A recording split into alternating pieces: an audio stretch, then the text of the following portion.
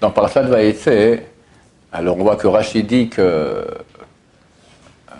quand un tzaddik quitte la ville, alors la beauté de la ville part. Et on pose la question, pourquoi est-ce que ça n'a pas été dit à propos de tous les tzaddikim qui ont quitté des villes aussi? Abraham a quitté Ur-Kasdim, il est venu en Israël.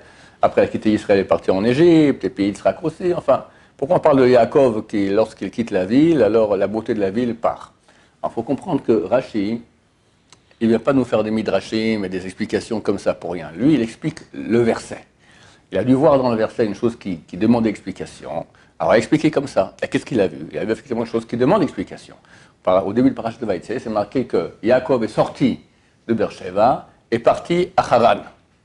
Pourquoi on me dit qu'il est sorti de Beersheba? Depuis quand quelqu'un part, on dit qu'il est sorti et il est parti? Il est parti. Yaakov est parti à Haran, point barre. On sait très bien qu'il était à Beersheba auparavant, donc pas besoin de dire qu'il est sorti de là-bas. Rachid dit, pour te dire qu'un tzaddik, quand il quitte la ville, ça fait un effet dans la ville. C'est ça l'explication de Rashi. J'ai eu une explication du Stipler très très belle, le père de Racham Kanevski, Zatzal. Il dit comme ça. Il dit que quand quelqu'un part d'un endroit à un autre, il peut y avoir deux raisons à cela. Ou parce qu'il veut ne plus être dans le premier endroit, ou parce qu'il veut être dans le deuxième endroit. Ou les deux à la fois.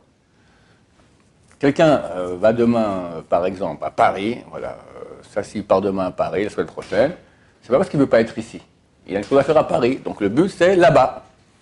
Quand quelqu'un maintenant, Yaakov, il est poursuivi par Esav qui veut le tuer, alors il quitte Beersheba, lui, peu importe où il va aller. L'important c'est décamper maintenant parce que je suis en danger de mort, quelqu'un veut me tuer. Or, Yaakov, il a reçu deux ordres, un de son père, un de sa mère. Son père lui a dit, va chercher femme à Haran, chez mon beau-frère Laban, tu te maries avec ses filles. Rivka, la mère de Yaakov, lui a pas dit ça. Elle lui a dit, écoute, j'ai entendu, elle veut Ruach HaKodesh, que Esav veut te tuer. Esav a dit ça dans son cœur, mais elle l'a vu. Je vois qu'il veut te tuer, décampe, j'ai peur qu'il te tue. Donc elle ne lui a pas dit d'aller se marier, d'aller à Haran. Elle lui a dit, tu décampes. Donc la Torah va me dire maintenant qu'en fait, il a fait les deux mitzvot. Il a fait Kiboud Av et Kiboud Em. Il a honoré son père, honoré sa mère. Honoré sa mère par le fait qu'il a quitté Beersheba. Et le texte dit, il a quitté Beersheba. Donc il a fait la mitzvah d'écouter sa mère. Et il a fait la deuxième mitzvah d'écouter son père, d'aller à Haran. C'est pour ça que le texte le dit.